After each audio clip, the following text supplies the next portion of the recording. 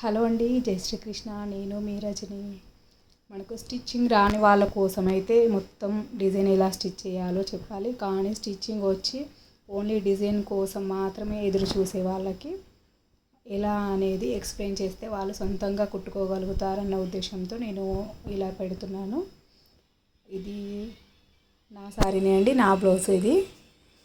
ఈ blouse border చూడండి, border మొత్తం ఇట్లా వచ్చింది. ఇంకా నేను వేరే లేసెస్ ఏమీ వేయకుండా, వేరే డిజైన్ కోసము ఎదురు చూడకుండా ఈ బార్డర్ అంతా ఒకవైపు ఏమో స్లీవ్స్ వస్తుంది, ఇంకొక వైపు నార్మల్గా మొత్తం కిందనే పెట్టకుండా ఇలా చూడండి, చిన్నగా ఇక్కడ మామిడి పిందెలాగా వచ్చిందేమో ఇలా మంచిగా డిజైన్ చేసేసుకున్నాను. మిగతా ఈ ప్లెయిన్ క్లాత్ ఏదైతే ఉంటుందో అదంతా కూడాను ఇట్లా ఒక ప్యాచ్ కట్ చేసేసి మొత్తం ఎన్ని ప్యాచెస్ వచ్చాయో అన్ని ప్యాచెస్ కట్ చేసేసాను.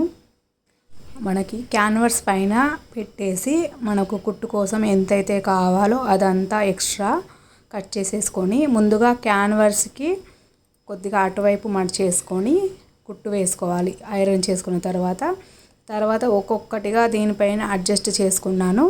తర్వాత ఇది మొత్తం అన్నీ కుట్టేసిన తర్వాత మళ్ళీ దాని చుట్టూతా లేస్ వేసుకుంటే మనకు కొంచెం అట్రాక్టివ్గా ఉంటుందని చెప్పేసి మొత్తం అన్నింటికి కూడా లేస్ వేసాను. ఇట్లాగా చాలా అంటే చాలా బాగుందండి.